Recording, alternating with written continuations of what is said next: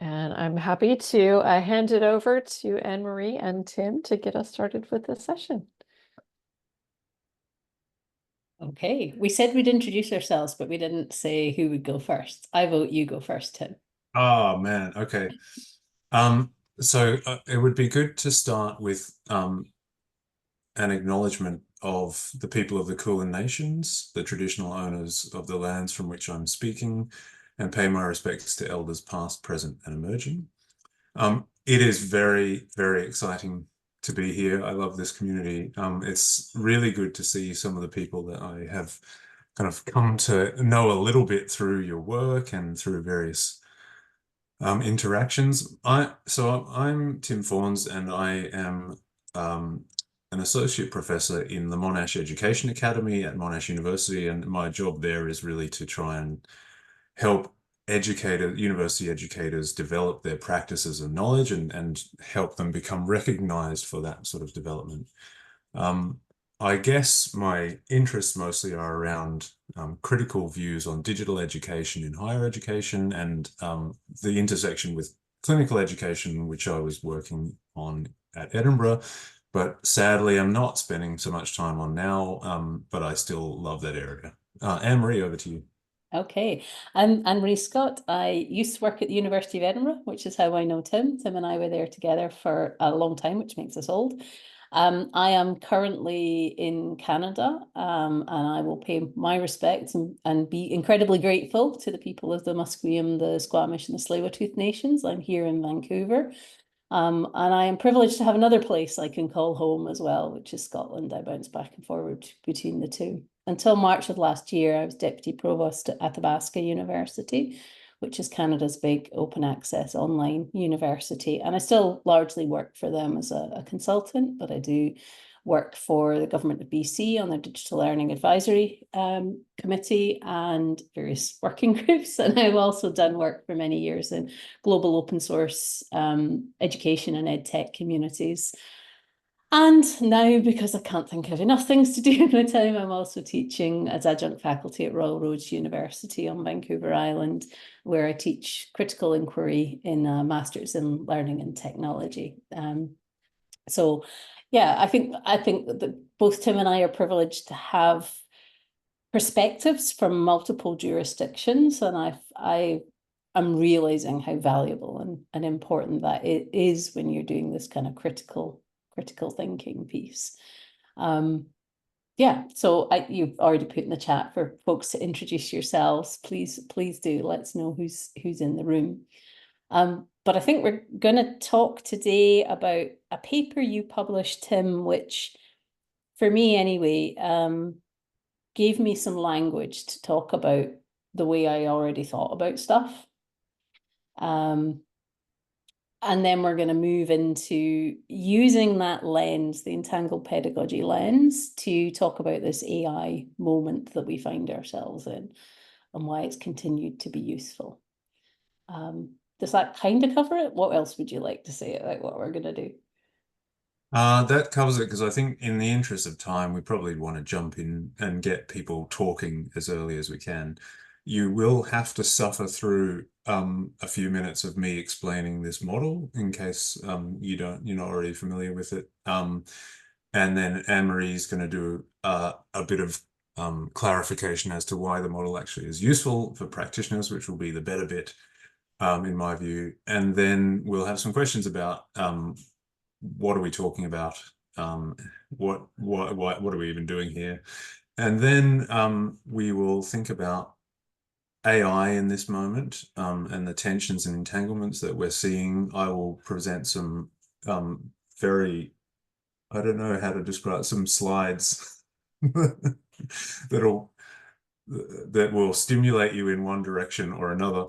And then we're going to do some breakout rooms to talk about the problems and the tensions that people are seeing in their context. So let me just try this screen sharing thing. Oh, I better get off that slide because that will give it away. Whilst you do that, hands up folks who have encountered this concept of entangled pedagogy that Tim has written about and framed before. Okay, I'm seeing Christina and I'm seeing Veronica yesterday because she got the preview, and Mia. So cool. Okay. This is good. We're not telling you something you already heard. So I'm struggling with the presentation view of this and sharing. What can you see? You can probably see all the slides there, can you? Yep. It doesn't like going to slide. Is it? Is it now? There you go. Yeah, that's good. Oh, brilliant. Okay. So here we have my attempt to try and articulate an understanding of the intersection of pedagogy and technology. And the first column I'm describing as an illusion where technology drives pedagogy. So, you know, ChatGPT has revolutionized education or something like that. And this is, in my view, a technological determinist view of technology. Technology is something that drives change as an independent force. And it can be an essentialist view of technology, where technology embodies particular pedagogical principles. So it makes education more efficient or effective or inclusive or whatever. Or it can be an instrumentalist view of technology, where you see technology just as neutral tools that we use, but that can often mask essentialist values of efficiency or effectiveness, for example. So ChatGPT is just a tool, but it will make everything more effective and efficient, or destroy intelligence or something like that. In this view, the teacher doesn't have much agency, because really just the choice of tools is what predicts the educational outcomes, and the skill of an educator is really just choosing and correctly using tools. The second column, I also think, is an illusion, in the sense that I don't think it works like this. I'm quite sympathetic to this pedagogy first view, where people don't want technology to drive education and learning. So they will try to position pedagogy as the thing that drives education, but I don't think that's really how it works. I think that's a pedagogical determinist view of education, where educators are the people that drive social change. And it suggests an instrumentalist view of technology, where technology is just a set of neutral tools, and educators can use them to their own ends to achieve their objectives. In this view, teacher has a lot of agency, and it's their skill in teaching or educating and the methods that they use that predict the educational outcomes. So the skill of education is really just choosing methods and using tools effectively. What I think actually happens is in the third column, which is this mutual shaping of a range of elements. Technology is one of them. The methods of education are one of them. But there are also the different purposes and contexts and values of the different stakeholders involved. So I'm calling that an entangled pedagogy, where nothing is really driving the other. It's this intersection, this intermingling, intertwining, entanglement of different elements that produce outcomes. So technology in this view is multiple. It's never just one technology at a time. The use of ChatGPT, for example, is contingent on broadband infrastructures and laptops and desks and working environments. And this meeting that we're in isn't just Zoom. It is also monitors and cameras and microphones and internet infrastructure. The car is a technology, but it's also assembled by other technologies: headlights, wheels, axles, doors, an engine, etc. And it only really makes sense in a context in which there's another technology, like the traffic system. Cars would be nowhere near as useful as they are if we didn't have a road infrastructure and traffic laws and all of that sort of thing. It's also relational in that the way that technology manifests is contingent on the people who are using it and the conditions that they're in and what they value, etc. So here, agency is negotiated by a lot of different elements together: educators, technology, students, policy, infrastructure, etc. And the outcome of education is contingent on these complex relations, really difficult to predict in advance, really difficult to guarantee what will be learned. And the skill of an educator and as a student and other stakeholders is really in this sort of attempt to configure all of these different elements, to design things that might happen, and then to orchestrate them as they unfold, to try and redirect them where necessary, and the development of practices that are situated and contextual.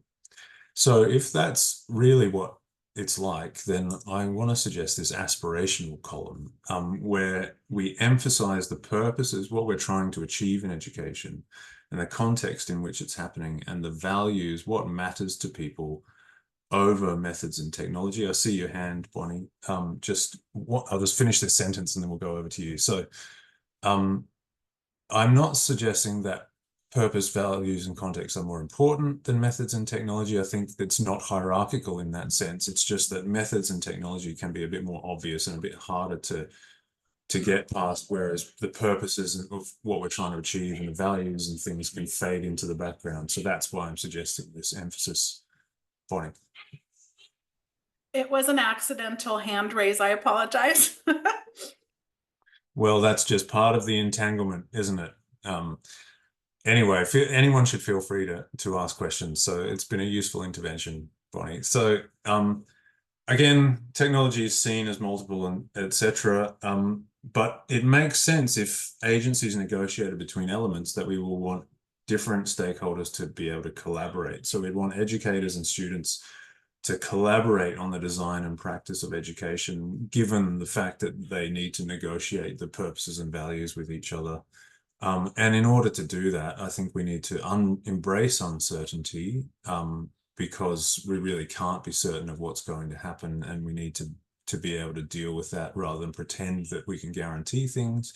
We need to embrace imperfection, because design can never be perfect in the sense that it isn't really what's going to happen anyway. Something else is going to happen that will be a bit messy, and we need to be okay with things not being perfect, and actually imperfection can be really generative.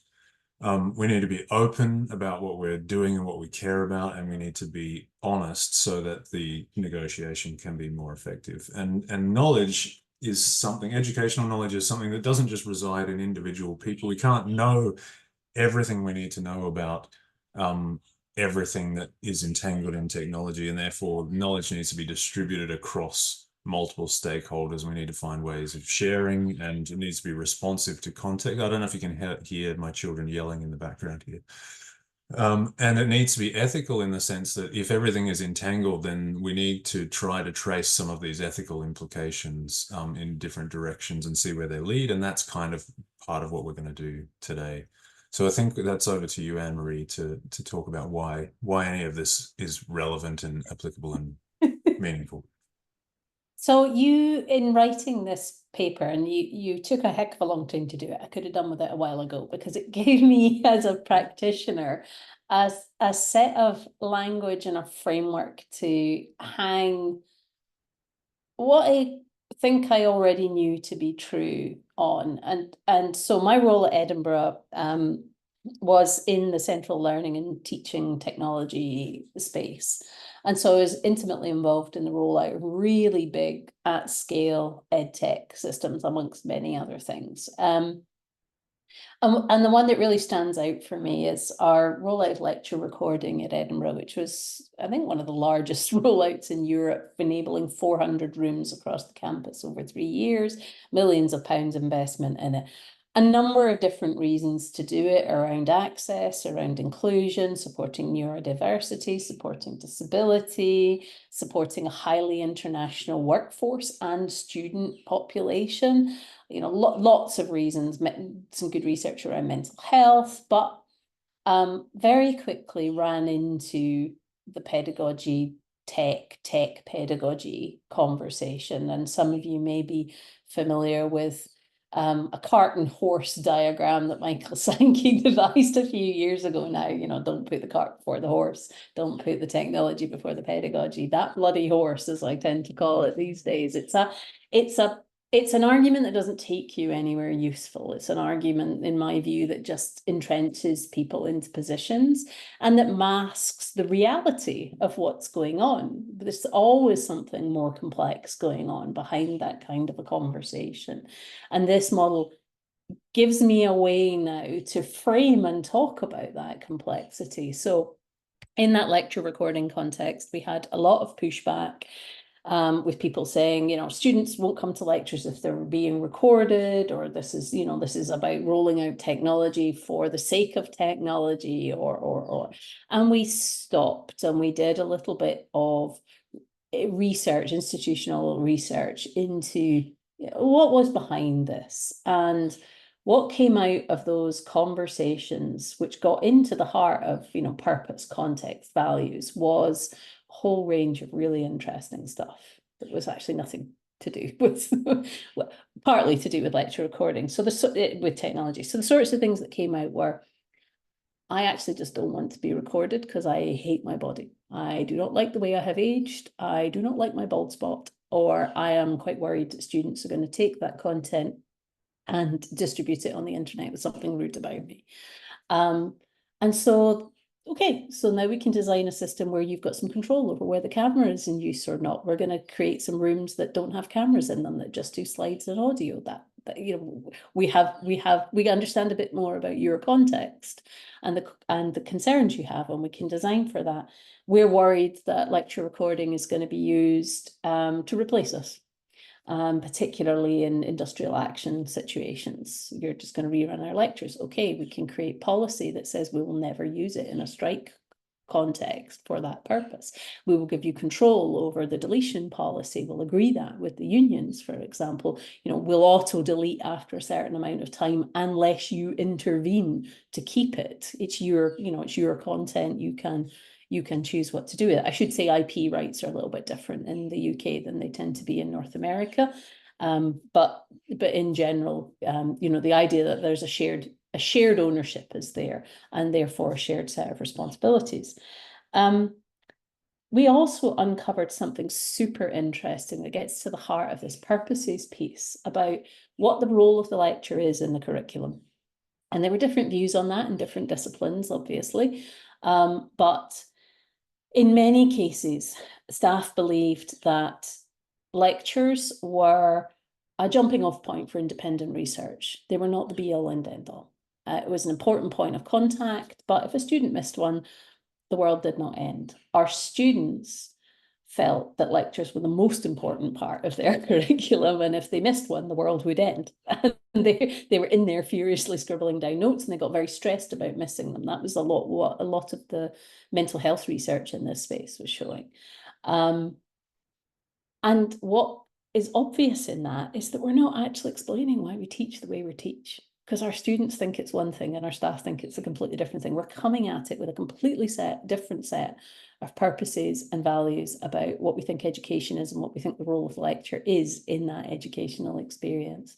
And so we ran workshops to co-design guidelines with staff and with students on how best to use recorded lectures, that got everybody in a room and did that negotiation of agency and built that shared understanding. And that created a bunch of resources that were then inserted into various courses and distributed online to support it. So this model explains the complexity that I naturally saw in that one implementation rollout. And I kind of am old enough and scarred enough to know that the tech before pedagogy, pedagogy before tech conversation is not the right conversation. I've been burned by that enough that I know to ask the questions, what's really going on here?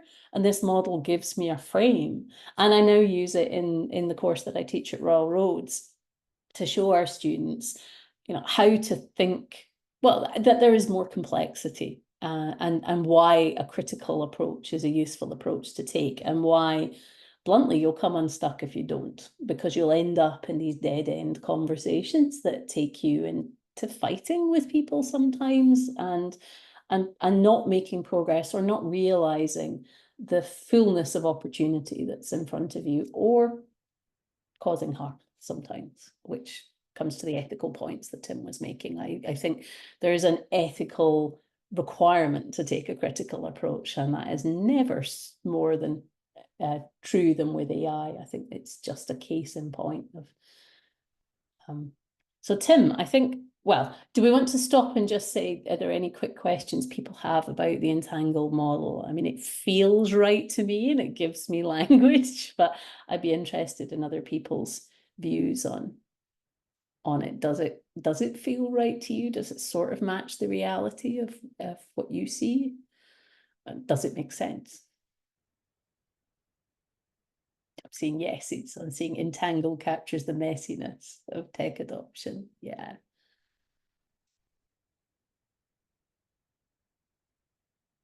I like the word a lot because it also, this is Mia, sorry, I just have to, yeah, okay. I just wanted to say I like the word entangled a lot because I am thinking about texture and textiles a lot, and the word unraveling comes to mind, but also the sort of notion of a tapestry. So I just think of all of those ways in which the bringing together of all the tension can be sort of a beautiful kind of tapestry of things to represent, but it could also be an unraveling of things, or a, you know, unwinding of things, and then a restructuring or weaving together in new ways kind of thing too. So yeah, I just think it's a useful word in many ways. Thank you. Thanks, Oh, Mia. thanks, Tim. Sorry, Anne-Marie. Well, I was going to say, I think one of the challenges with this is to resist the temptation to disentangle, to try and put order into complexity. It is complex. And I think this is where, in the AI space, I get really worried that trying to impose some kind of order on something that is so complex becomes a form of closure that's quite dangerous. That's why I don't like those first two illusion spaces, because they're forms of closure. They're ways of closing down conversation, and they're ways of entrenching positions. Whereas progress for me has always been through the messy space, being in the messy space, and being comfortable with being in the messy space. So staying in that entangled space and resisting the temptation to disentangle, or to try to disentangle, because I don't think it's possible. Veronica has said something very clever in the chat, I think, which is that if we don't need to resolve what's the most important thing, and we're taking them as an entanglement together, then we don't need to try to solve the problem in the same ways that we try. So it gives us a different way of thinking. I think a complexity view gives us a different way of addressing a problem without trying to fix it. That's probably quite a nice segue. It is a great segue, and then I was thinking, but do I want to stop anyone from asking any more questions? But gee, it would have been a brilliant segue into the next. So hold that thought in your head. If there are any other questions or comments, please do share them, but also hold that thought in your head, because it is excellent.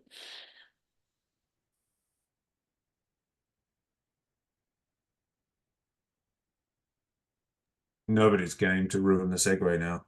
Okay. Well, there's going to be actual talking to each other. You're not going to get away with it. So I think let's carry on and make sure that we actually have that time to do some group work together as well.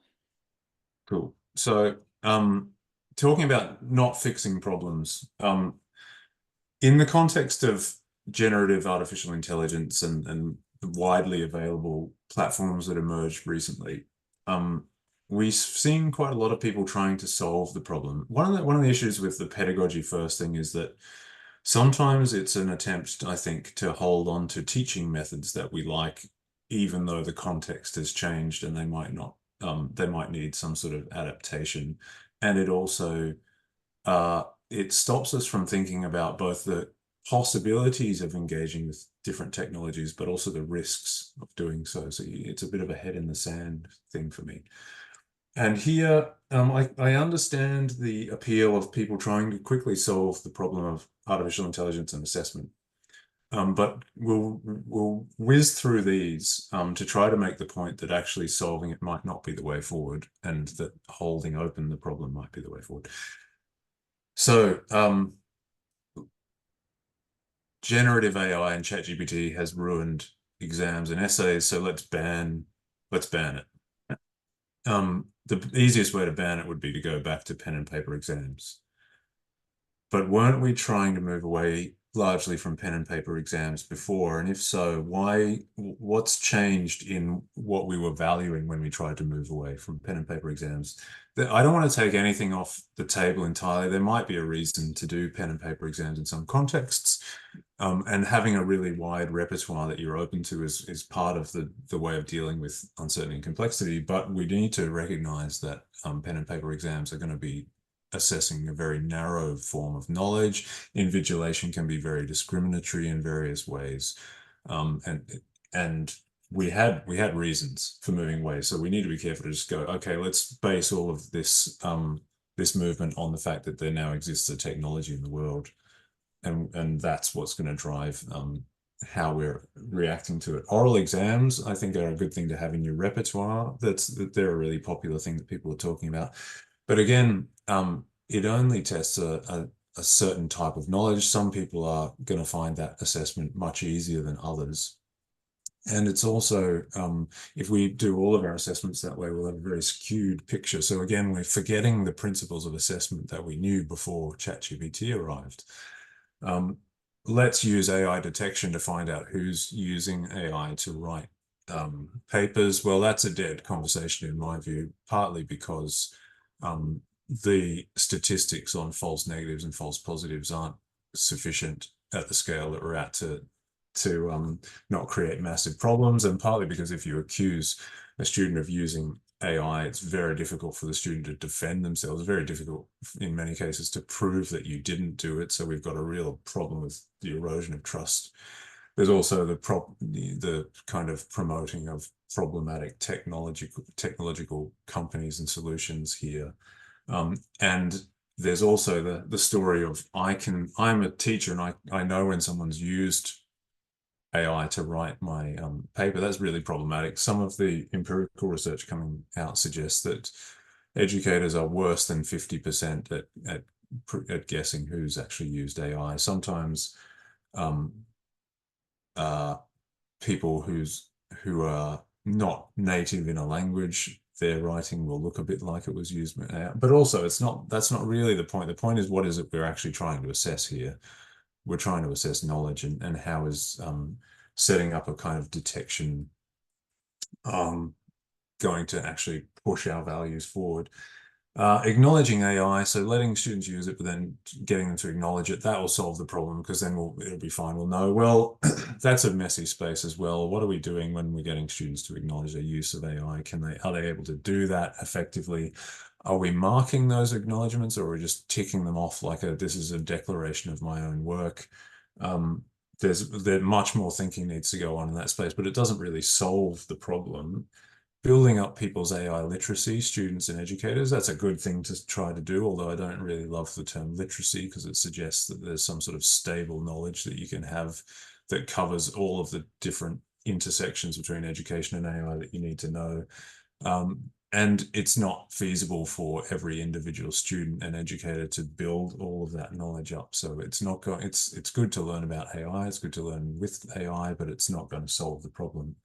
Authentic assessment, we're touting that as a way to stop students cheating, but do we actually know how to do that? We talk a lot about it, but I haven't seen many authentic assessments outside of direct observations and really intensive and costly efforts that will convince me that that's the way forward. And also, authenticity isn't something that you want all the time in education. There needs to be scaffolding, safe spaces, nurturing, foundational knowledge below. So it's just one more piece in that repertoire.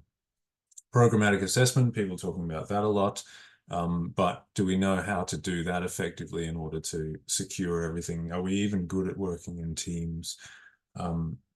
Programmatic assessment is something to put in the repertoire, but it will not solve the problem in and of itself. As soon as you say you're doing programmatic assessment, doesn't mean you're doing it well, and it doesn't mean that you will do it in an equitable fashion that suits all the stakeholders.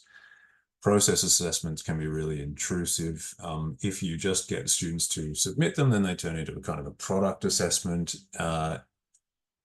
do we know how to do process assessments well in all disciplines? No, we don't. So there's loads of knowledge, and there are lots of ethical considerations to trace out when we make decisions like that. So it's something to put on the table to think about, but it certainly won't solve the problem. Trusting students is something that I definitely endorse.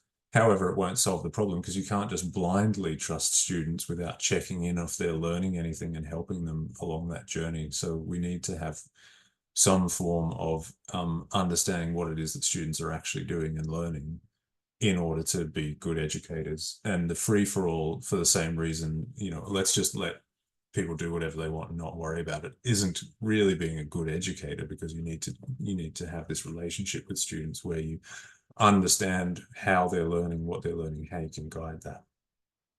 So I think I was going to move on to the next bit, wasn't I? Yeah. So one way to think about this is that higher education is this baby. Apologies for people that are freaked out by artificially generated images of babies. It's a bit, I don't know how I feel about it. Anyway, no babies were harmed in the making of this. Hopefully.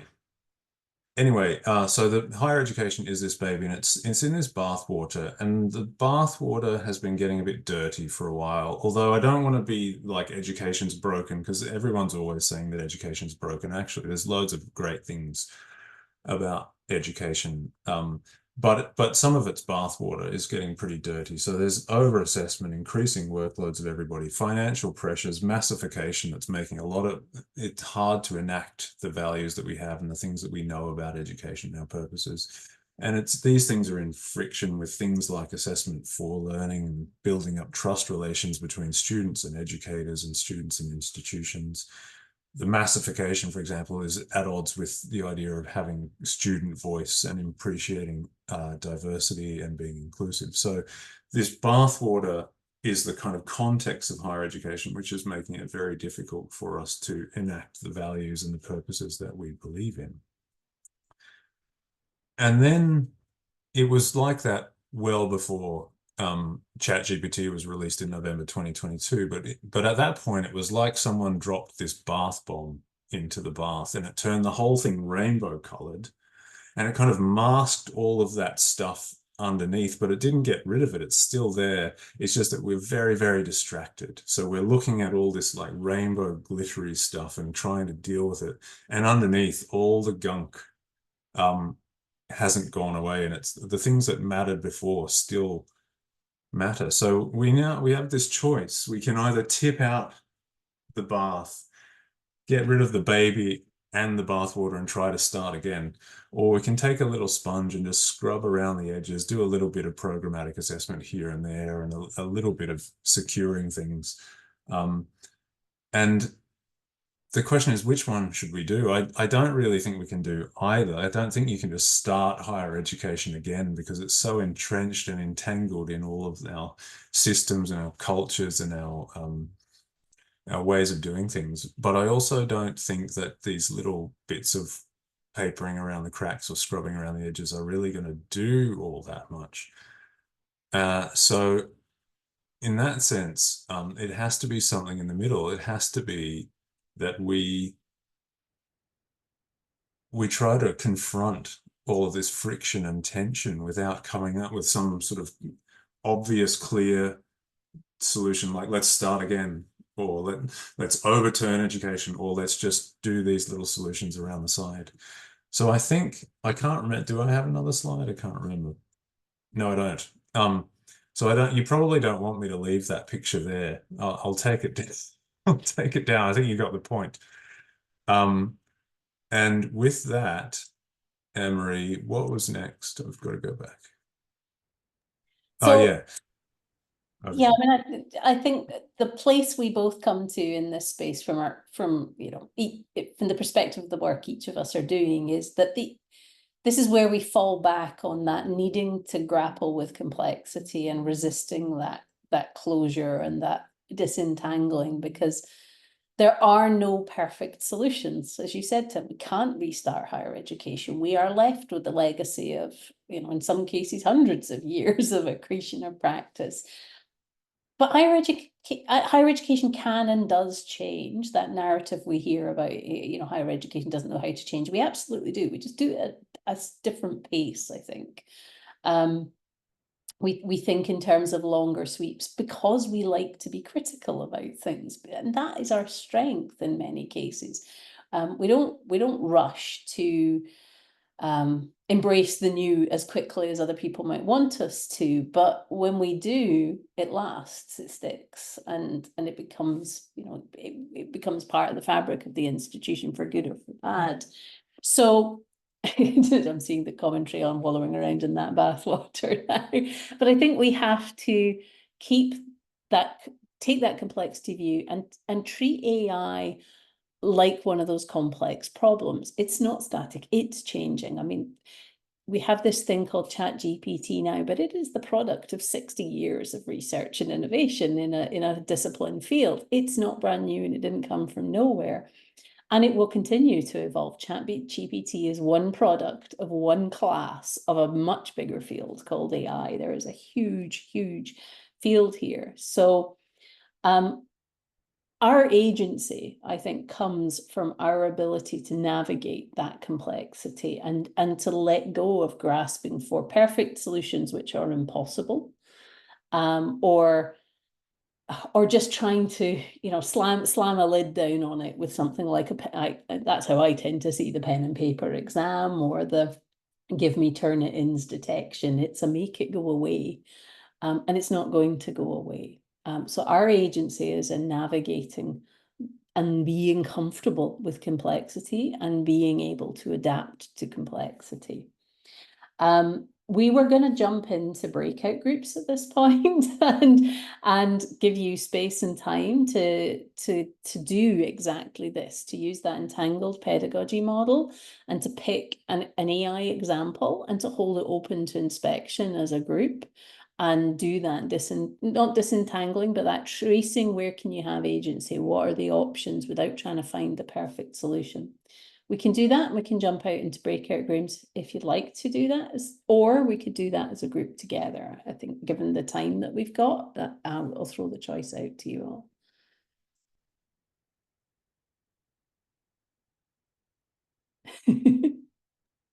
I'm kind of into staying here and then just chatting about it, just because I think if we go to the breakout, then we won't be able to hear the cool things that people are thinking about in the other breakout, and we're a small group. So I think the group is small enough. Yeah. People are stay together, good with both. Okay. Great. Well, who wants to launch in with thoughts and maybe bringing it back to their context? I said if we're looking for something complicated and messy, I'd be happy to share a book chapter that I co-wrote with generative AI. If anyone wants a model. I don't know if we'll have to jump in. I'm interested in what you're thinking. Yeah. Yeah, no, share links to any resources. Well, this was because I teach a literary analysis class. And I was way behind. I needed to create an open education resource when these technologies came out. And I thought, oh, well, this will be a fun time to take these tools out for a test drive. And I was very transparent, but this is what my students have enjoyed the most is I wanted my students to know that I knew that ChatGPT could write their essays. So I used them as models. And then I annotated the model to show how it was really boring, got things wrong. And the students like that so much that I've actually changed up how I teach the class. So now instead of them writing the rough drafts of the little essays, I wanted to pick a really hard poem. Right? Let's see what it can do. And I use the same poem for every literary lens that they study. So it's the same poem every time. But now we do this in class, like they'll pick a favorite poem and they'll have Copilot or ChatGPT write the essay, and then we just tear it apart, and it feels like a game for them. So yeah, I don't know. I think that's very messy and complicated. I had no idea what I was doing. That's why I like the word entangled. And if you want some real fun to see, I'm all about vulnerability and just like kind of kind of stinking at stuff in public, I had no idea how to use ChatGPT. And so I've linked to all of the chats that I used to write the book. And I was so bad at it when I started. So you can watch me get better at prompting. It's really great. Anyway, I don't know. That's just one example I thought of. That's just, that I mean, I love that as an example of interrogating in your context, interrogating these tools and making your learning process visible. If we think about that agency and power piece with students, that's you being, as you said there, being vulnerable, being willing to show, I'm trying to work this out. Yes. And we can work some of this stuff out together. Can I jump in there? Because I'm wondering about how the context shapes or is part of the entanglement. And do you think that you would run the same thing in 2 or 3 years' time, or is this really part of this kind of figuring out what this means and how learning some things about learning, but not really entrenching it into your methods, but it's more like this negotiation that has to move over time as part of the context that we're in? It's such an interesting question, and it's hard to know. So based on my own practice, like starting to use generative AI in this context of doing scholarship, it's actually become a part of my practice where I don't know if you all have read Ethan Mollick's book, Co-Intelligence, and I'm fully aware that there are people on the complete opposite side about AI use compared with me. And I actually really encourage and welcome those discussions. I'm not like, oh, I'm right or you're wrong. We're all learning, but it's actually become a pretty big part of my practice. And I'm trying it out in lots of interesting and different ways. So I'll be teaching my English 102 class in the fall will be completely AI assisted. Students will use AI in every aspect of the writing process in the class. We'll see how that goes. Can I chime in just as more of a reflection piece here? Thank you so much for the entangled model. I think it's really, that's how it really works, right, in the real world. And I came from an art and design background as well as computer science. And I can't help but compare the whole design thinking process that we learned in art school. And when you talk about, well, there's not really solutions or there's no one solution, that's exactly what we do when we do product design or service design or any kind of design, right? We are asked to, well, first of all, you have to understand, this complex context here, and the context change. And so first understand that, do your research, right? Do some analysis, but also come up with different solutions. There's no one uniquely correct solution. And I think sometimes we tend to just go for like one solution. And in design world, we often have to have multiple solutions because there are multiple constraints as well. So I like to think of that from a constraint perspective of how the solution perhaps fulfill certain requirements given the constraints that we have. But then sometimes we have to, as things evolve, as more information comes to light, you also want to think about what perhaps these 2 or 3 solutions can combine based on given the constraint and given the changing context. So just a reflection on that. Oh, team, yes. It's dangerous for me to come in, so I'll try and be short because I could speak forever. Constraint is really important here. Like if you think about being entangled, I think of it as things being tied to other things with like little invisible strings, right? And if you want to move, you kind of need to move the other things with you. And in order to do that, you need to attend to a whole bunch of things that might be direct or indirect. So this complexity entangled view kind of gives you more things to operate on. But those things can support you too. So if you were totally independent, you could do whatever you wanted, but you wouldn't have any support to help you. So it's sort of being entangled is good and bad. Well, it's neither good nor bad. It's just what it is, and it's the reality that you have to work with. When you're designing, because outcomes are complex and uncertain, you can't really design exactly what's going to happen. You can design you can design conditions for things to probably happen, and then people will reinterpret those things according to their purposes and their values and the context that they're in. And then you will have to have this orchestration going on that tries to kind of manage that as it goes, but it's never perfect. And so I like thinking about education as design, because I think that's a really good way to think about education. But it's design that cannot be perfect, and that's in these complex conditions, and it involves other stakeholders also shaping the design, because you can think of design at a micro or a meso or a macro level, that you're putting things in place in different levels to get stuff to probably happen, or to maybe happen, or conditions for good things to happen. But it involves so much. It's also a complex enterprise. I'll stop there.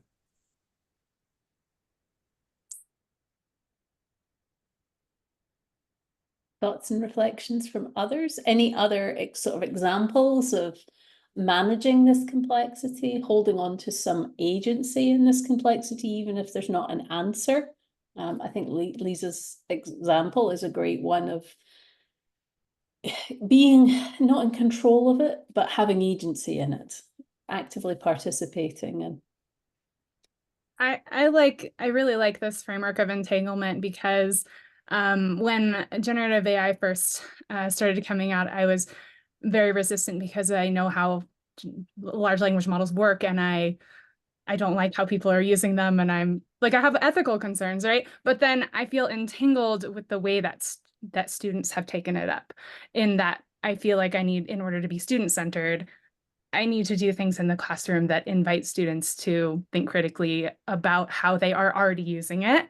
So I appreciate that sense of entanglement in just the way that we're entangled with the different positionalities that we all come to this situation. And so I tried a bunch of things in my summer class, but one of them was, you know, in doing a lot of inviting them to use things like, the name is escaping me, but one of the things where you can upload a paper and then highlight it, and then it'll reword just the little section that you've reworded, and then asking them to think about how that helped them understand the paper in a new way, or hurt the way that they're reading or understanding the paper, right? So just lots of questioning and continuously critiquing whether things are helping or hurting their learning.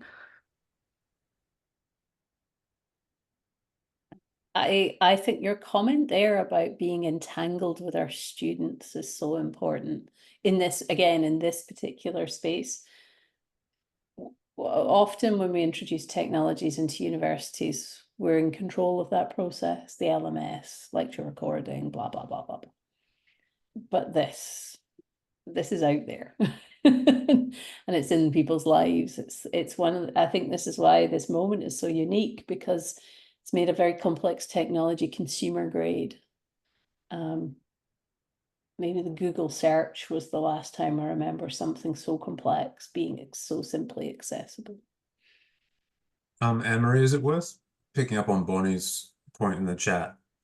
She says, I struggle with wanting things to remain reflective of the complexity, yet also wanting people to have a few footholds of knowledge so they can think more critically about continued emergence of AI in educational context. So that this issue of things are complex, but we also need some simplicity in order to be able to function and move. Has anyone got thoughts on that?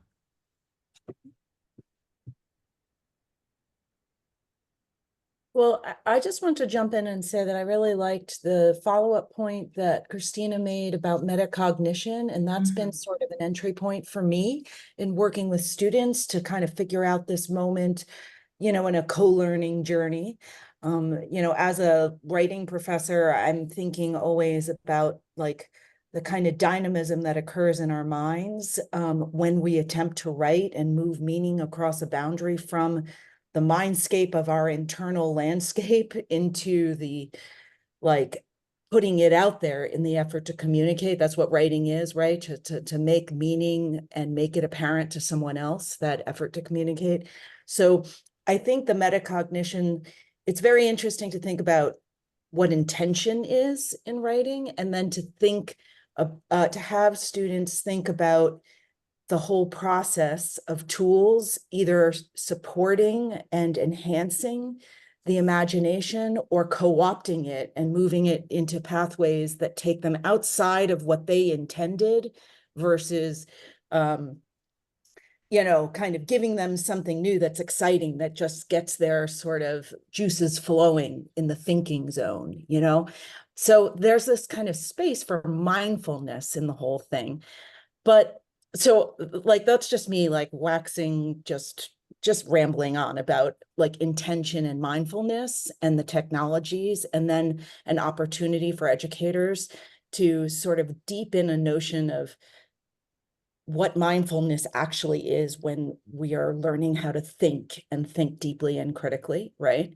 But then there's also a question I had, which is, how do we deal with the entanglement beyond the co-learning journey that we're doing in the moment with our own students? That's the part that really kind of freaks me out, sort of overwhelms me, is like more the space of policy and of course power and ed tech like intention in terms of like markets and business interests. And that's where I start to get lost and overwhelmed and just feel like this small little molecule that's not like connected to any force that's for good in the world. But at the level of the educator, I think that mindfulness and freedom thing is really a great place to latch on. It's just the harder thing is the scale out part that overwhelms me. So I just had a question about that, is like, how do we think about entanglement and the scale out forces that exist out there? Forgive me if I'm like talking too much. I'm going to mute right now.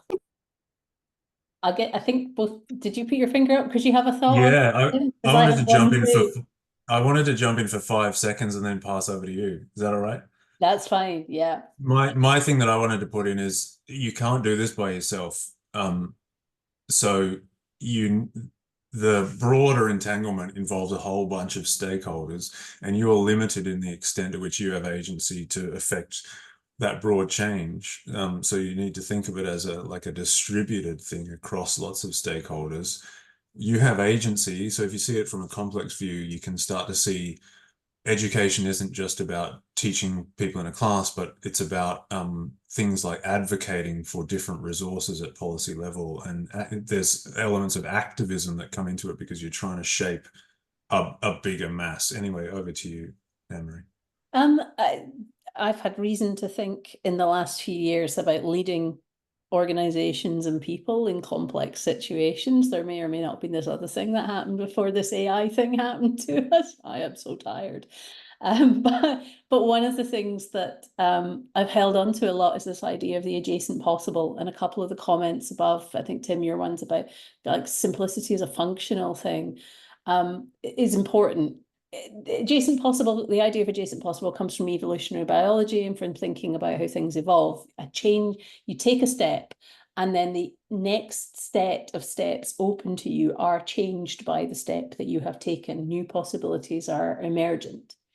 And I think this is, again, why I want to really resist forms of closure in this AI space, because universities are really good at, people in universities are really good at poking a thing. What does it do? We learn something from it, and then those new possibilities, often research questions or new practices, emerge from it. We're good at this stuff. We can hold on to this stuff. This is how we can have power in this AI moment. And those, yeah, to your point, Mia, in terms of scaling out, we don't have to have the big picture today. We can take a step and think about it and think about what is now possible. Take the next step. I think this is the only way to work through complexity, where the future is uncertain. It's therefore not defined. So it is completely impossible to come up with a plan that will hold good. We need to be comfortable in taking those steps towards scaling one at a time. And yeah, anyway, I could go on about this a lot, but I think that idea of adjacent possible is super, super important, and to let go of the need to have the big picture plan, to know you're heading towards a big picture, but you don't have to have the whole plan straight away. We're at the top of the hour, and I don't want to hold anybody here who can't stay. I can stay, and I'm happy to continue the conversation. I don't know, Christina, if we need to give up the Zoom room to other people, and I don't know, Tim, if you can stay, but No, there's no other session after this one, so if you would like to stay. I'm okay with going a little later, or carrying on if people would like to, but if folks need to drop, then please do, and don't feel you can't. But if you'd like to carry on the conversation a little, I'm up for that. That sounds good. And I think I will end the recording and end the session by saying thank you. Thank you so much to everybody. Actually, the chat is really active and really helpful, as well as the conversation in the room. So it's been wonderful. So we'll stop the recording here, but folks who can stay, please do.